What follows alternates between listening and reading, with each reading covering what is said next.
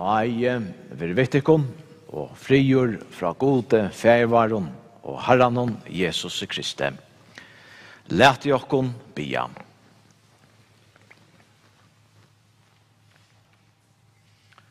Fægir og i himlen. Vi takkat her fyrir kvarja gåa gavo og i Jesu løyve, og fyrir vånena om hitt evige løyve, som til vi vil endurfødt okkon til fyrir opprøsjen Jesu Krist fra deion.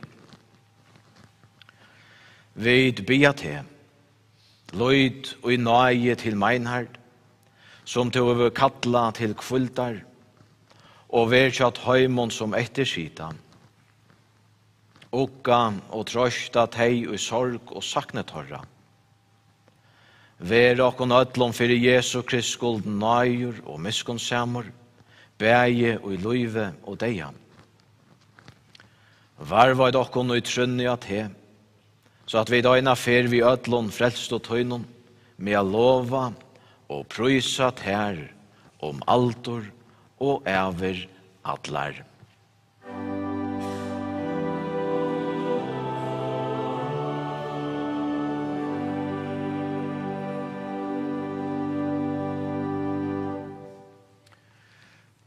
Epistelen skriver Paulus apostol, og han ljóar såleis og i Jesu navne.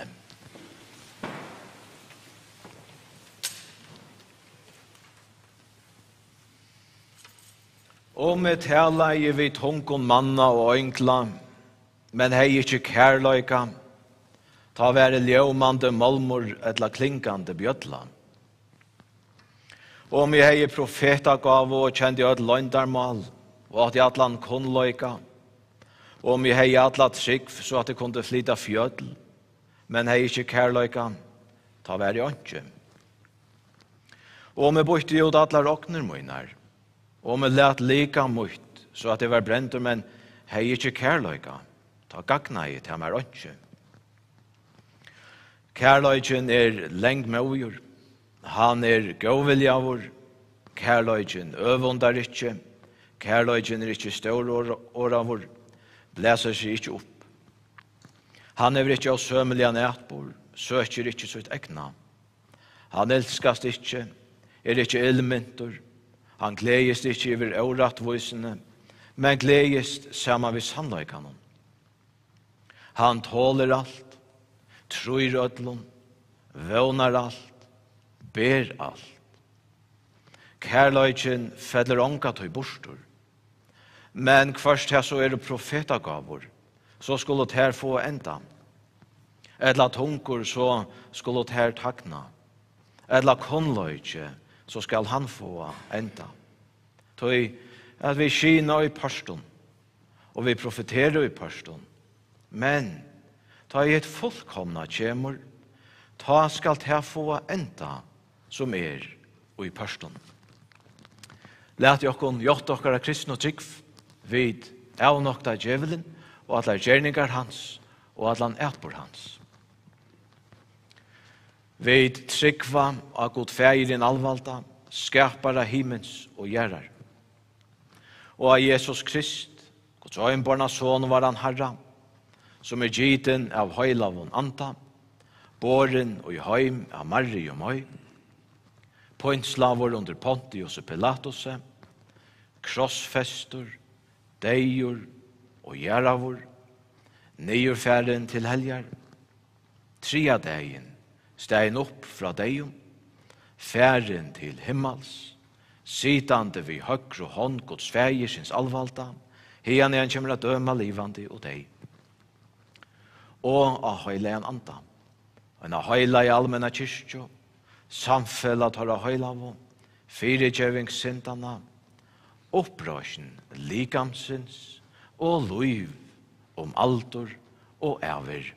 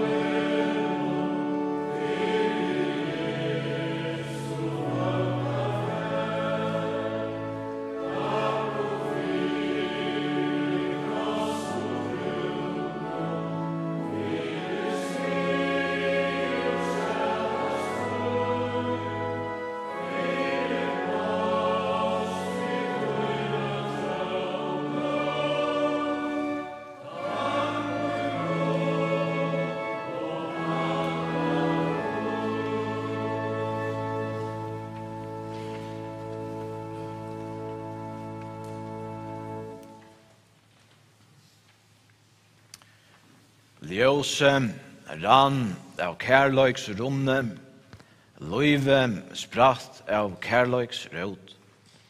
Tøy fjolt Guds velte funne, og hans ande salarbåd.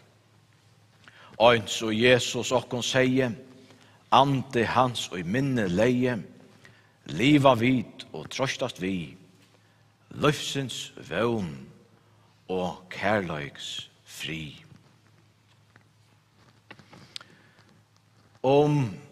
Kærløyke ikkje vær pastor av okkara tilverum, kvært vær henta tilveran så verd. Det ikkje kærløyken som gjer løyve verst at liva?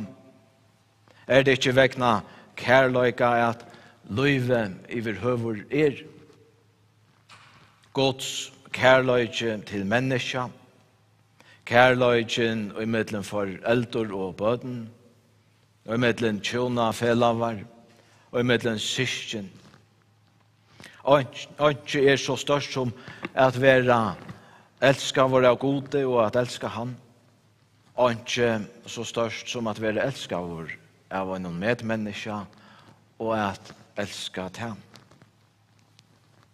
Tøy fyllest tilveran vi sorg og sakne, ta i degen bryter inn og i kærløykans band, men hesen bryter ikkje sjåvan kærløykan. Og tøy støvan øysene fyllt vi vøvn, ta i vid missa en kæran, tøy vekna kærløyka, skapte god okkon til at liva, og gjennom ævenløyka, her ønsken skyldna vår Og i det verur Meinhard Myrdal Hense båren til søyn sørsta kvildastea. Ta i to trøynerinnar i husene av Bøndabrekk og Tvei, først du som oppleving som ta besta suttja husene utanifra. Mång må nå være teg som genga fram vi i hesson husen og hoksa hvordan vøkur og honalig teg og vi hesson luvgande gærnon utanum. Det nevnelig øysene honaligt og luvgande at komme inn i et heim. Og et heim som tidgist at her var en sal, mesta av glede, nøgtseme og luive. Hetta var heime tja Meinharde, og var han vid til at skapa heson heime, hesa luvgande salena.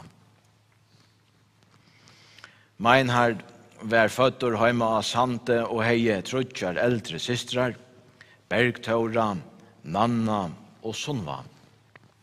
Foreldrene var Margreta og Magnus Hense, vanliga nevntor Magnus Underskjære. Skolen fatt Meinhard lattor. Honom domte nevnelig vel a genga i skola og foran tog etter at han var fermtor til havnar at genga av preliminær skola. Her var systrarna langt og flottar og bo Meinhard tog ikke at heimon. Etter skolan i havn helt Meinhard fram vid skolagongt, da han flotte til Kjeppmanna havnar at genga av handelsskola. Han arbeidde i et skifte i Danmark, men flotte så igjen til London og bygva i 3 år.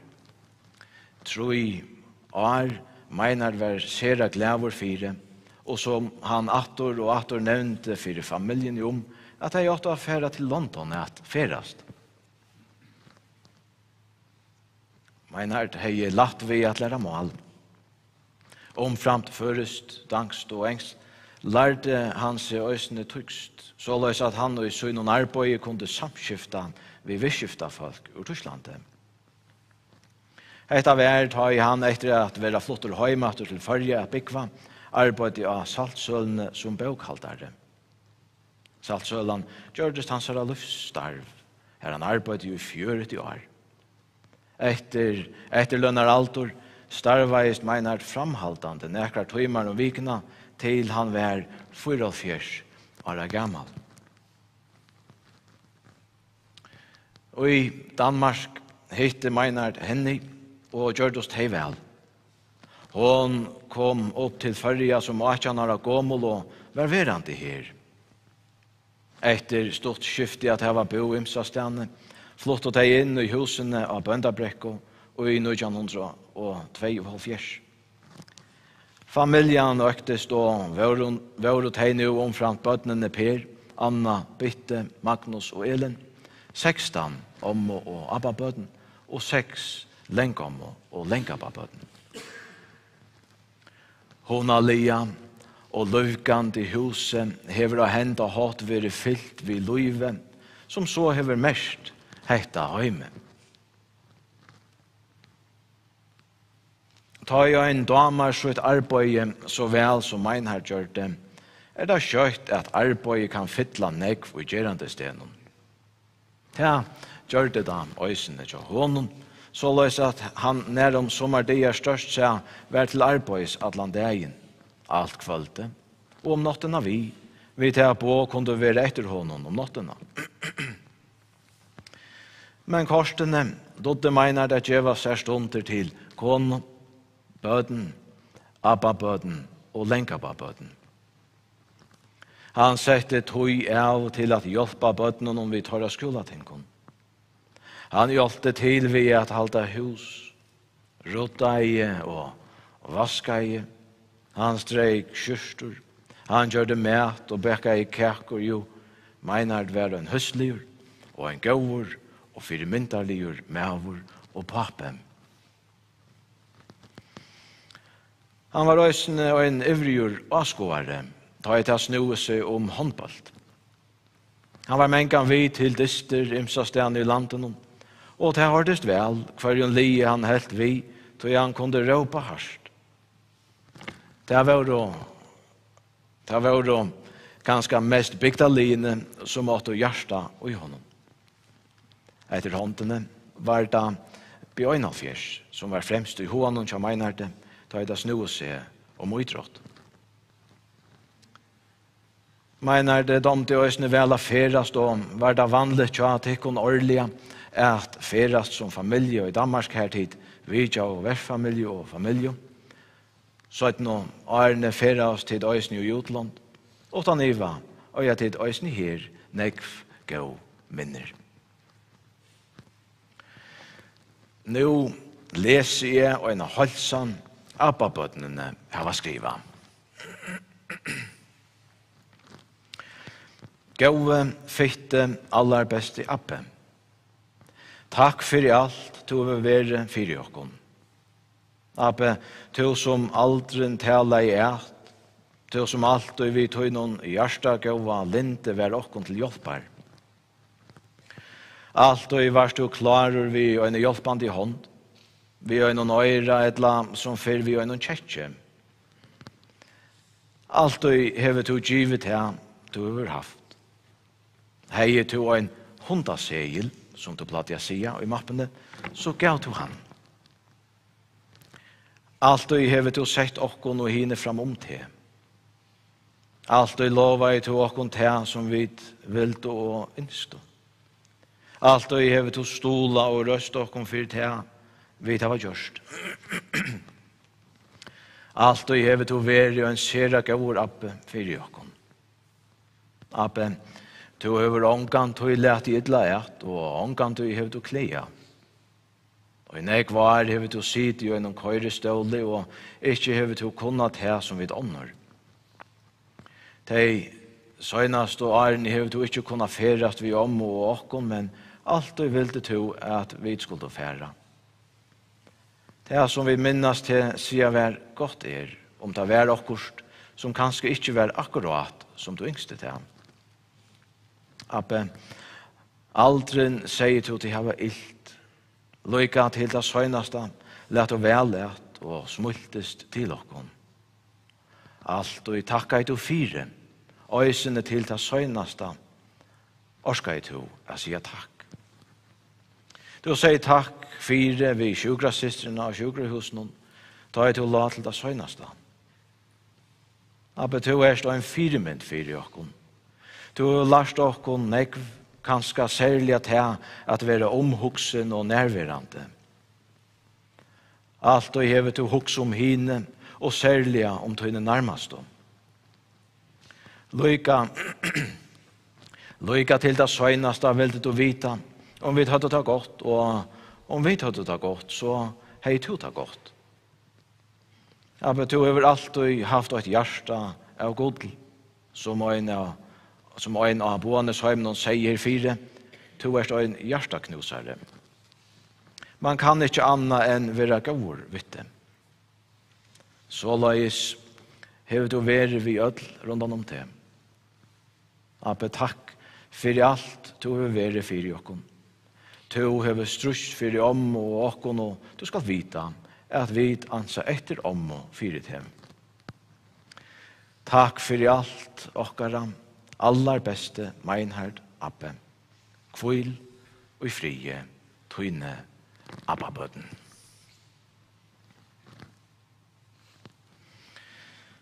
Høvast, Meinhard var mestur av sjuk og ståran parst av edles årenon, heia møt til løyve og var glævor fyrit her. Han flåtte inn av Boanes heime i 2013 og trøst sera vel her. Og en takk skal jova til tikkara som starvast her og tåg oss her av Meinhard. Leier Meinhard egene atter, 51 år gammal. Etter sida tid, kona, bøden, abba-bøden, lenk-abba-bøden, familie, viner og kjenningar. Herren fylgje tikkun og i sorg og sakne tikkaran. For 2000 år så gjerne skriva i Paulus apostel Kærløyks kapitlen. Hese så vøkru årene som han var veri av manna tung og øld etter øld, attarli etter attarli. Men hvert fikk henda mannen å skriva slik vøkru år om kærløykan? Paulus hei seg god i sunnum kærløykan hever skapa allheimen og menneska. Menneska skulle liva og gjøre en tilvero saman vi gode. Her er ikke nei, sorg, pøyna eller deie vær til. Men vegna syndafallet kom og just hesi inn i tilverena og i møte Guds vilja. Paulus hei seg at god i sunnum kærløyka vil det løysa menneska ur neiene, sorgene, pøynene og deiene. Tog gjørdest han sjálvur menneska. Jesus gikk og synte med menneskeligan kærløyka og fikk hetta fløyre å kjenne et særligt samband vi henda mannen. Men fløyre stod Jesus i møte og var han til svitjen, dømtor og drypen. Paulus heis her at god og i sunnum kærløyka røste Jesus oppater til løs. Deien kunde ikke halta Jesu kærløyka til okkom menneske og bostor. Jesus vann sigur av deian. Men det var flere som ikke tro at hesen Jesus var risen opp fra deian. Og en torra var hesen Paulus. Paulus sier seg at god i sunnum kærløyka stekka i sær og i sunnum kjoldsøkn og atlanon og vust i honom henta kærløyka Guds.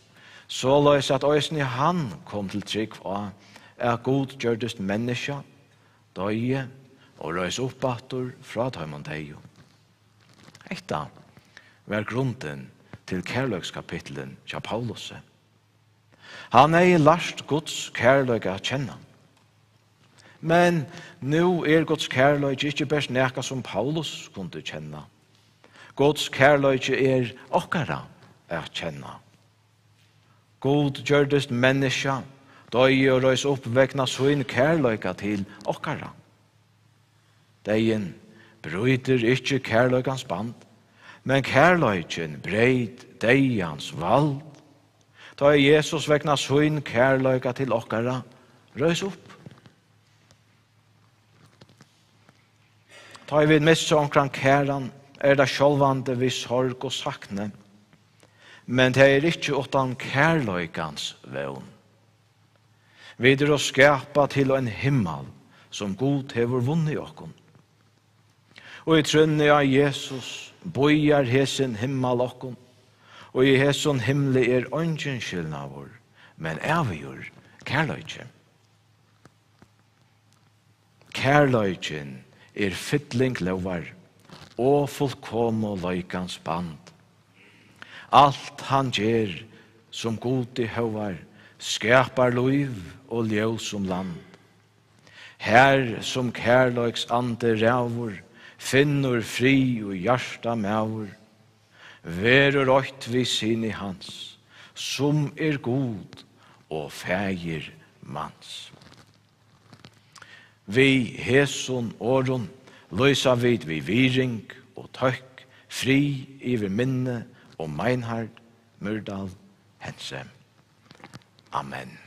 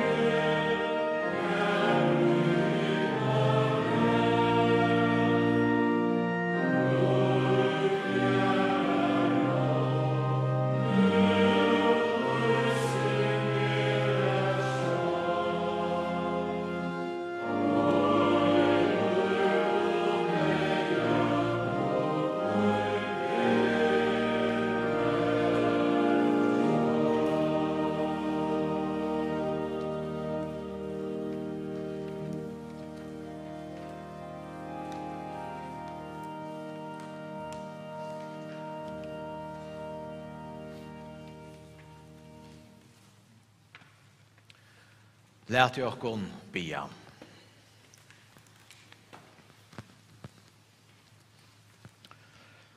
Miskon samme fægir, takk fyrir løyve du gavst okkom vi glede og sorg. Takk at vi med at trykva at atler loter samverska til gåva til tøymon som elskar te. Halt okkom nu i sorg okkara fast tjat her. Men okkom na at vi deia og opprøsjen sånar tøynse vi tidsi atla nei okkara at he. Endur nutja okkom i livande vevn. Så i nokkon at i trunni hever tidsi okkom nært her som bøden tøyne, og fyrirgjort okkom syndana fyrirgjøving og evet liv. Hjelp okkom i sorg og sakni okkara. Styrk okkom i vevnen at du skal føre ødel tøyne bøden heim, og i himmel skal rujtje tøyt at lova og takkat her om altor og ever. Fyrir øynbarna sånn tøyne Jesus Krist varan Herran, som vi her liver og rævor og i øynløyga høyleia andans. Øyn sannor god om altor og ever atlar.